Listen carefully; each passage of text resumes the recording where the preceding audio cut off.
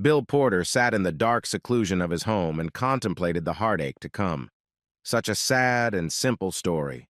Two men in love with the same woman, and now a choice would have to be made, and for one, it would be a loss. Though perhaps it would be more accurate to say that there will be no winners in this little drama. The early morning shadows illuminated the atmosphere in the house, but not the mood, as Bill continued to run through scenarios in his head for a way out of the situation. Despite all the options, the outcome was the same. He would either have a life with the woman of his dreams, or he wouldn't.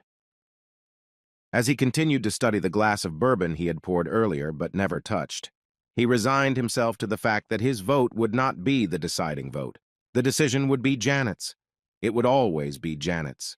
He felt disappointed to realize that his fate would be in the hands of another. He swirled the glass aimlessly, deftly wielding his right hand. A pointless activity to pass the time. Time was passing, and he was vaguely aware that several hours had passed, and judging by the sharp, even lighting of the room, it was midday in the quiet den. Would it really go on like this? To suffer while the sword of fate played out this drama? With each passing second, the final decision drew nearer. A sense of weariness came over him as he shifted his gaze to the backyard. The change in view brought brief relief when his thoughts were interrupted by the flight of the occasional cardinal or mockingbird that flew into the yard in search of sustenance. Oddly enough, he dozed off only to be awakened by the sound of a key unlocking the front door lock. Only he and Janet had such a key. Did her appearance mean she had chosen him? He realized he could not look her in the eye. Unable to look at her, he heard the sound of the door closing and footsteps coming to him from the hallway. So he was still staring at the backyard. His thoughts were racing along with his pulse. This had to be a good sign, didn't it? She was here, not with him. This had to be good news, unless she felt obligated to be the bearer of bad news, some sort of moral obligation to put him to the choice and explain why he'd lost. Mixed feelings of hope and fear tormented him. He felt someone's presence beside him. Then a white flash of light blinded his vision, accompanied by an excruciating pain that reverberated in his skull. His muscles went rigid, and he collapsed into the chaise lounge. Another blow followed, with a similar effect. The glass fell out of his hand and hit the floor of the room, spilling its contents. His head whipped from side to side, reacting to each blow. An overwhelming nausea flooded him as he lost consciousness. When he awoke, he felt an eerie dizziness that made it seem as if the room was spinning. He moved slowly, and every effort caused a shooting pain in his body. The acrid iron taste of blood appeared in his mouth. He felt his head swell, even though he couldn't see. His vision was blurred, and he tried to concentrate on forcing his facial muscles to open his vision to clear it. This succeeded with difficulty. He vaguely heard soft moans, and as he continued to regain consciousness, it became clear that the moans were coming from himself. A sharp pain pierced his side, and he reacted to it by pushing himself to the side. He then realized he was on the floor of the den and somehow landed on the glass he had previously been holding. From his movement, the glass rolled across the floor. The relief was hardly worth the effort to reduce the discomfort. He continued to gasp in pain as his thoughts cleared. Why had this happened? How had this happened? What transgression could he have committed toward Janet that she would react to him with such cruelty? So many questions to figure out what had happened. As he struggled to raise his head, the answers to some of the questions appeared on their own. At first, all he could see were the boots.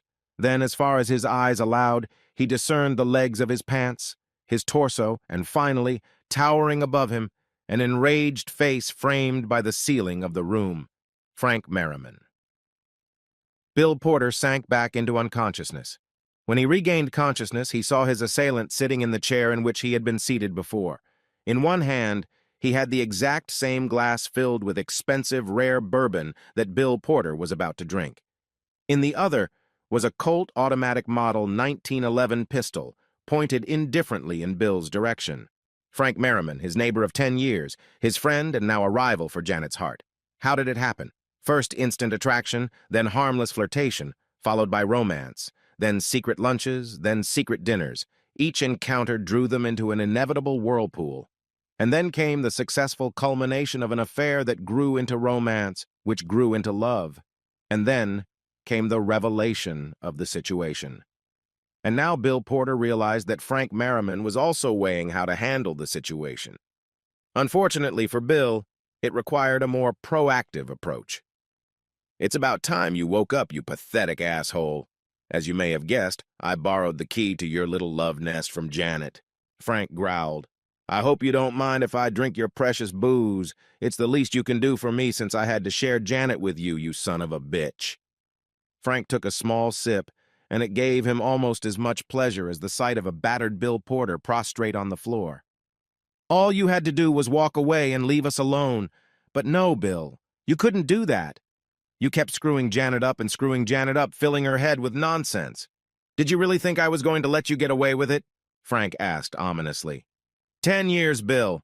10 long years you've come between me and Janet, and today it ends, Bill," shouted Frank. Bill tried desperately to think of something to calm Frank down, but nothing came to mind as Frank continued his tirade. "Do you have any idea the disgust I felt knowing that you had touched her, held her in your arms, kissed her, slept with her?" The pain in Frank's voice made him gasp at the picture of Janet's betrayal. Frank took aim at Bill's body, contemplating where to shoot first. "Where should I shoot first, Bill? The obvious answer is in the balls, but maybe I'll save that for later. I just haven't decided yet." Bill Porter began to move his lips. The first sound was a quacking as he tried to get his vocal cords to work. "Frank," he gasped, "you don't want to do this. If you kill me, you'll go to jail, Frank. And you don't want to do that.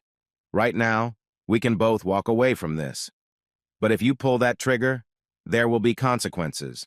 Consequences beyond our control." In some part of Frank's brain, this information was received and digested, and the gun slowly went down. Frank took another sip of bourbon, glaring angrily at Bill. "You think you're so damn smart," Frank hissed. "I'm not afraid to go to jail just so long as you're dead and buried. Frank, for 10 years we lived across the street from each other.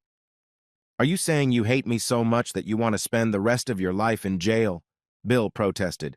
Frank replied, "For what you did to Janet, for what you did to me, for what you did to my family. Yes, I'll try my luck in court."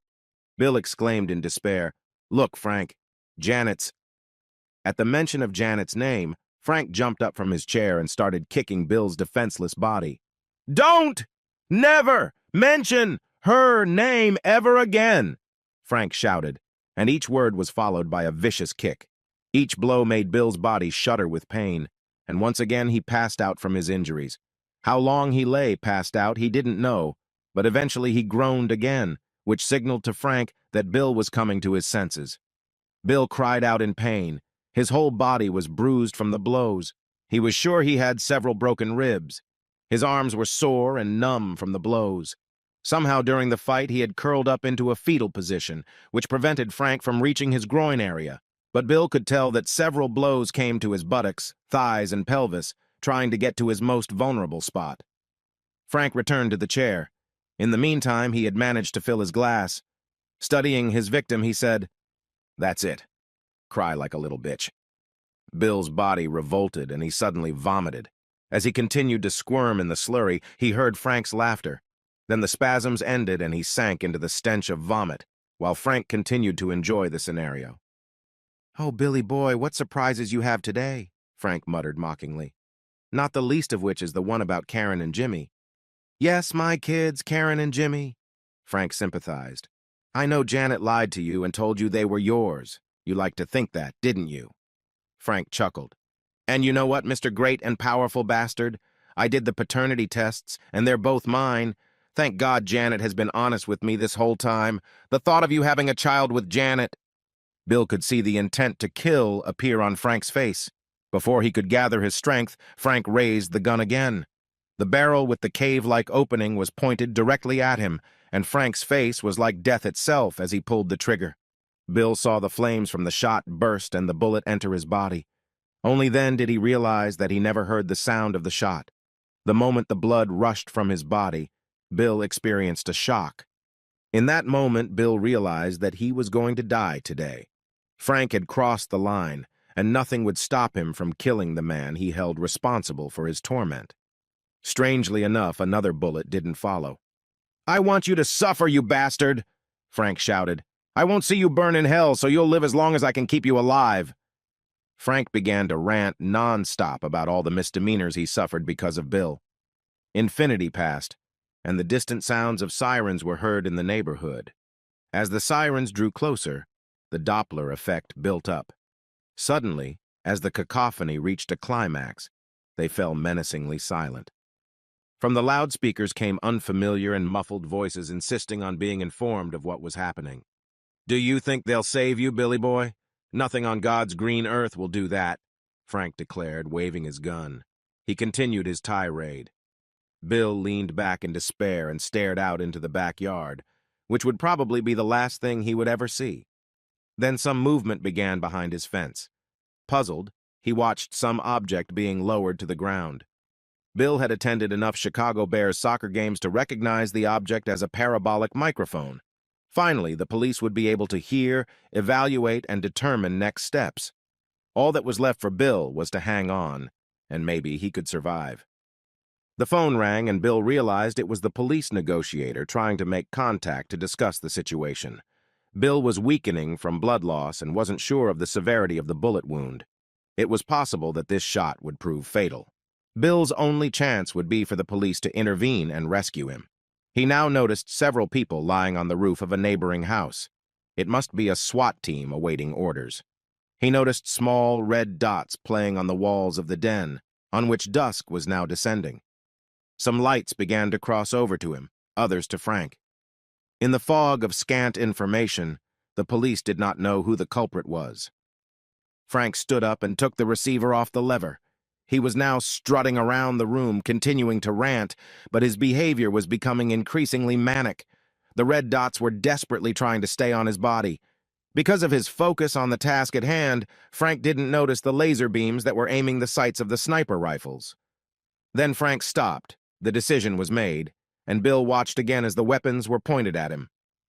Frank gritted his teeth and said, "Rot in hell, Bill."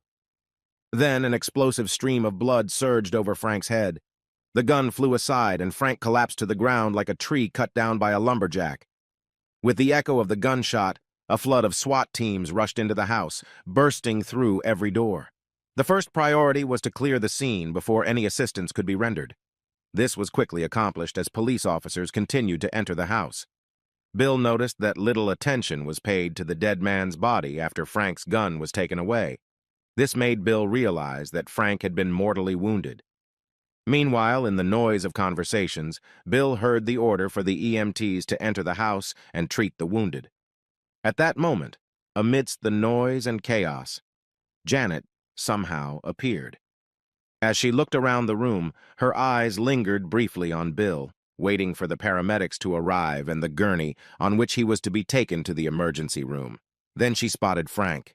"Oh my God, no!" she shrieked earnestly. "No, Frank, don't leave me!" With those words, she threw herself on the bloody corpse and held it against her. The bewildered policeman froze, not knowing what to do.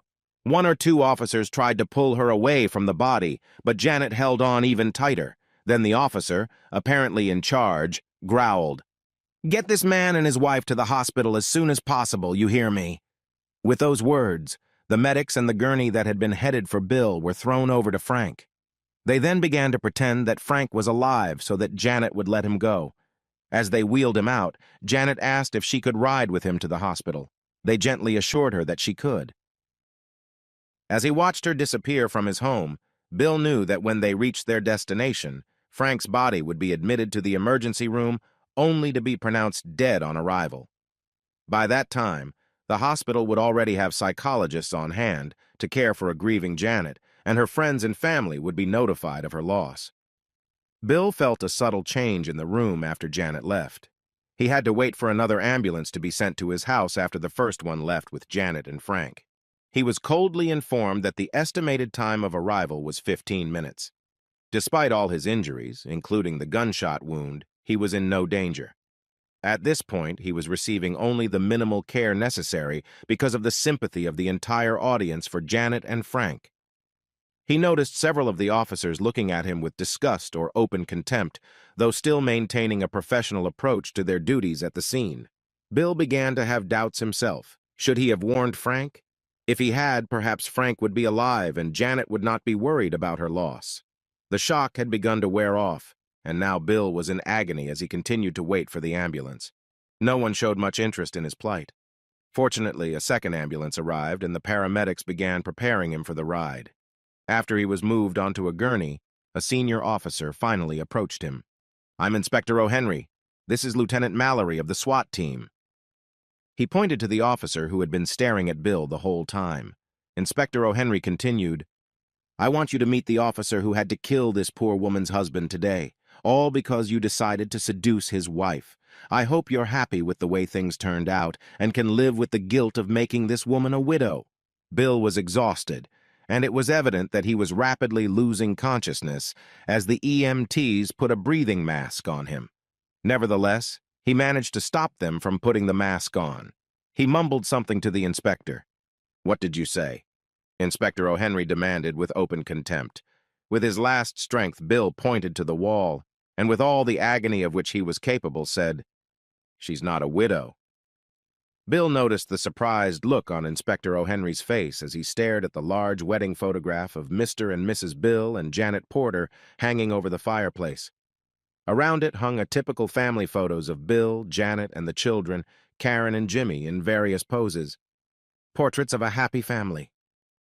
Bill's last vision before he sank into Morpheus land was the sad, apologetic look in Inspector O'Henry's eyes.